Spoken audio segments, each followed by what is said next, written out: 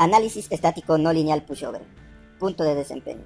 Muy bien, ahora nos toca evaluar lo que es el punto de desempeño para los distintos niveles de amenaza sísmica. Si nosotros nos vamos acá en este apartado, vamos a tener que encontrar el punto de desempeño para el sismo frecuente, para el sismo ocasional, para el sismo raro y para el sismo muy raro. Para ello, nos ofrecen distintos métodos que nosotros podemos utilizar. Por ello, en este apartado vamos a tener en cuenta un poco lo que es la teoría. Específicamente para encontrar un punto de desempeño, nos ofrecen dos métodos, el método del espectro de capacidad y el método de coeficientes.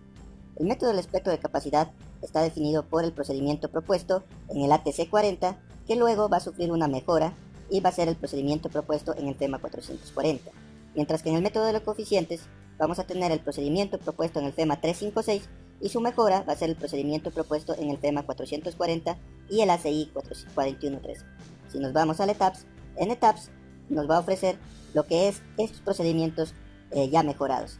Acá podemos encontrar lo que es el FEMA 440, que es la mejora, una vez más, del procedimiento ATC.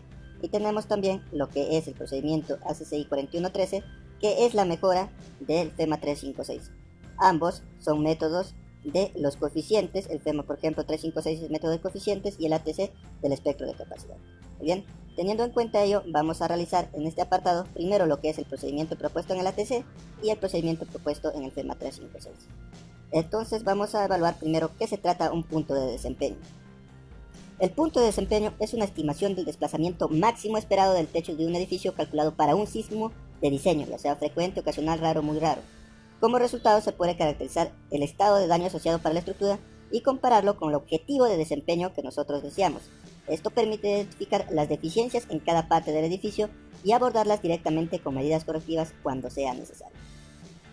Ahora bien, los procedimientos de análisis dinámico no lineal o análisis tiempo-historia permiten estimar de manera más exacta el comportamiento no lineal de los edificios. Sin embargo, su aplicación no resulta práctica. Alternativamente, se desarrollan métodos de análisis no lineal simplificados conocidos como procedimientos de análisis estático no lineal estáticos, como el análisis pushover. Existen varios métodos que permiten estimar el punto de desempeño utilizando los resultados del análisis pushover, donde destacan el método del espectro de capacidad, este método, y el método de coeficientes, cuya aplicación en los últimos 20 años han permitido su desarrollo y aceptación dentro de los estándares de evaluación. Como hemos leído, tenemos dos métodos, el método del espectro de capacidad y el método de coeficientes.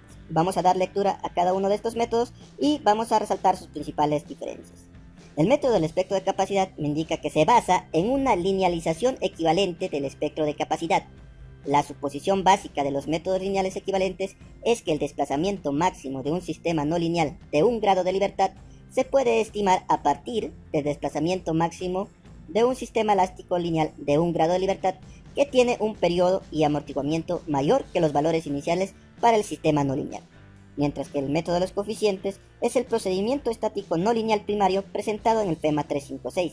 Este enfoque modifica la respuesta elástica lineal del sistema de un grado de libertad equivalente, multiplicándolo por una serie de coeficientes para generar una estimación del desplazamiento global máximo, elástico e inelástico, que se denomina desplazamiento objetivo FEMA 440-2005. Ahora, hay que tener en cuenta también que una vez más vamos a mencionar lo que es el procedimiento propuesto en el ATC, cuya mejora es el FEMA 440, y el procedimiento propuesto en el FEMA 356, cuya mejora es el ACCI 4113. Si nosotros nos vamos a ETAPS o nos vamos acá, cómo hemos obtenido cada uno de los puntos de desempeño, vamos a tener las diferencias que vamos a tener ahora en cuenta. Si yo me voy al FEMA 440, en acá me dan que los valores están en centímetros y en gravedad. ¿Qué quiere decir? Que acá está el SD y acá está el SA. Nosotros teníamos lo que es la curva de capacidad, vamos a ver la curva de capacidad, que estaba en centímetros, y en acá lo que es la fuerza cortante. FEMA me indica que vamos a tener que convertir esos valores a formato ADRS para hacer la intersección correspondiente y obtener el punto de desempeño. Mientras que en el método de coeficientes, cuya mejora es el ACI 4113, tenemos lo que es el desplazamiento y la fuerza cortante. Eso es lo que me está indicando. Si yo me voy acá a lo que es cada uno de estos métodos, me va a botar distintos valores correspondientes a cada uno de ellos. Por ejemplo, en el sismo frecuente me va a dar estos valores, la intersección del SA y SD, la fuerza cortante, desplazamiento, T secante, T efectivo, mientras que en el método de coeficientes me va a dar los coeficientes justamente que está utilizando, el SA, el T, estas rigideces, que luego de ahí vamos a entenderlos más adelante para tener en cuenta cada uno de ellos. Muy bien, entonces sigamos con la explicación. Ahora vamos a leer y vamos a evaluar las principales diferencias, lo que es el procedimiento propuesto en el ATC40 y el procedimiento propuesto en el FEMA 356, ambos representando a cada uno de los métodos, ¿no? Ya sea el método del espectro de capacidad y el método de los coeficientes. Muy bien, vamos a hacerlo rápido y ya lo tienen ustedes también lo que es esta teoría para que ustedes puedan leerlo y puedan manejarlo con mayor claridad. En acá vamos a hacerlo más práctico y vamos a hacerlo de una manera más rápida. Lo que es el procedimiento propuesto en el ATC me indica que yo tengo que hacer primero la conversión de la curva de capacidad al espectro de capacidad. ¿Cómo obtengo esto? Yo he obtenido lo que es esta curva, desplazamiento versus fuerza cortante. Entonces, el método del ATC me indica que yo tengo que hacer esta conversión. ¿Cómo se realiza esta conversión? Mediante estas ecuaciones. Acá tengo justamente lo que es el desplazamiento versus la cortante y mediante estas ecuaciones yo debo obtener este formato ADRS SA versus SD. Ahora, como yo necesito de la intersección, también tengo que hacer la conversión de lo que es el formato estándar que nosotros hemos calculado acá en los espectros de T versus SA, ya sea frecuente, ocasional, raro o muy raro, que hemos graficado. Ahora me indica que tengo que hacer esa conversión al formato ADRS SA versus SD. Teniendo en cuenta eso que me está indicando la ATC, tengo que hacer esas conversiones. Ahora bien, vamos a hacer también lo que es la representación bilineal del espectro de capacidad. Una vez que yo tenga mi formato ADRS, yo tengo que escoger este valor punto B para encontrar lo que es ese punto de desempeño. Indica que debo dibujar una línea recta que parte desde el origen de este punto O, que es con una rigidez inicial, luego definir un punto de desempeño de prueba, estoy definiendo este punto de desempeño de prueba en el punto B, que me indica que va a ser DPI y API, iniciales, ¿no? Denotado con la letra B en la figura 2, el cual se utiliza para obtener el espectro de demanda reducido. Muy bien, entonces a partir de ello vamos a tratar una línea y me indican que va a intersecar y tengo que tener en cuenta esta rigidez inicial y que esta área 1 y esta área 2 sean iguales. Esta condición se impone para que la curva de capacidad y su representación bilineal tengan la misma energía. El punto A representa la afluencia de la estructura en el formato bilineal. Se define la representación bilineal de la curva de capacidad unido con la línea los puntos O, A, T, como se muestra en la figura 2.29. Esta sería la representación bilineal. Muy bien, ahora también hay que tener en cuenta, me indica en este método, el amortiguamiento viscoso equivalente y el espectro de demanda reducida. Acá hay una serie de teoría en la cual me indica cómo el espectro de demanda va a ser reducido hasta que las energías correspondientes lleguen a intersecar a un punto de desempeño. Se puede entender de la siguiente manera. Este espectro de demanda que está en morado, si yo estoy en este punto, fíjese que está en ese punto, está intersecando en este punto, se podría decir, ¿no? Si estoy en acá. Pero a medida que se va degradando o va degradándose la estructura, fíjese que esa curva está aumentando o está disminuyendo. Por eso se trata de un sistema de iteración. Hasta que en un punto se podría decir que las energías van a ser igualadas y ese va a ser el punto de desempeño. Todo ello lo explica mediante este valor que me indica acá, que es amortiguamiento viscoso equivalente y el espectro de demanda reducida, que no es nada más que este viscoso equivalente va a ser igual a beta O, que es amortiguamiento viscoso equivalente o amortiguamiento estérico, y 5% de amortiguamiento viscoso inherente a la estructura. Este amortiguamiento que ocurre cuando un sismo conduce a una estructura incursional al rango inelástico puede ser representado como un amortiguamiento viscoso que es inherente a la estructura y un amortiguamiento estérico. Acá lo pueden entender y estos valores en acá cada uno lo puede ver. Tenemos los factores de reducción que van a ser multiplicados a ellos, el SRA y el SRV en cada uno de ellos. Acá vamos a entenderlo de una manera más simple. Vamos a hacer el procedimiento A del método del espectro de capacidad según el ATC40. Primero me dice desarrollar el espectro de respuesta elástico. Muy bien, acá tenemos el respuesta elástico de cada uno de ellos. Acá lo tenemos. Luego me dice determinar la curva de capacidad de la estructura mediante un análisis pushover. Acá lo tengo. Ya hemos definido lo que es esto. Luego, lógicamente, me va a decir convertir la curva de capacidad del espectro de capacidad y graficar en un mismo diagrama el espectro de respuesta elástico y el espectro de capacidad. Muy bien, vamos a tener entonces esta parte de acá. Una vez que hemos convertido la curva de capacidad pushover y también el espectro de respuesta elástico con 5% de amortiguamiento, vamos a graficarlo, me indica, en un mismo gráfico. Ahí lo tenemos. Luego, vamos a seleccionar un punto de desempeño de prueba, que sería este punto. Es DPI y API. Puede definirse a partir de la aproximación de desplazamientos iguales desde el desplazamiento espectral cinético en el mismo que podría ocurrir si la estructura tuviera un comportamiento elástico perfecto. Así que si podemos obtener este punto, lo podemos más o menos evaluar teniendo en cuenta esas indicaciones, ¿no? A partir del punto de desempeño de prueba asumido, desarrollar la representación bilineal. Por eso hemos leído esta representación bilineal y cómo se obtiene. Entonces, yo tengo este punto de acá, la representación bilineal será de la siguiente manera. Trazaré una línea con una rigidez inicial, tengo este punto de acá, y voy a obtener, desde ese punto voy a tratar también otra línea en la cual esta área 1 y esta área 2 van a ser iguales, y en ahí voy a tener esta representación bilineal. Muy bien. Luego me dice, a partir del punto de desempeño de pruebas, desarrollar la representación bilineal del espectro de capacidad. Ahora me dice calcular los factores de reducción SRA y SRV y desarrollar el espectro de demanda reducido y superponerlo en el gráfico anterior. Tenía este espectro de respuesta elástico, ahora voy a tener este espectro de demanda reducido con estos valores SRA y SRV que tengo en esta parte de acá y con todas estas ecuaciones que yo tengo. Este sería el nuevo espectro de demanda reducido, y luego me indica que si el desplazamiento dP se encuentra en un más menos 5% del desplazamiento dPi, que es la intersección, que es, perdón, lo que he asumido.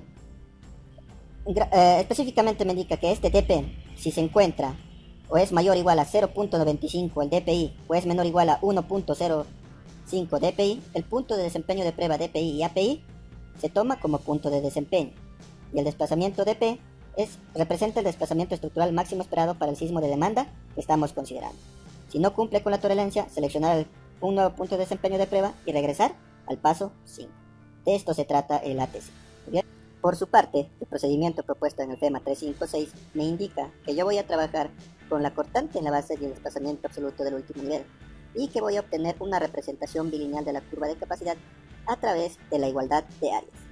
¿Qué quiere decir? Que esta representación bilineal se va a obtener a través de una igualdad de áreas. ¿Qué áreas?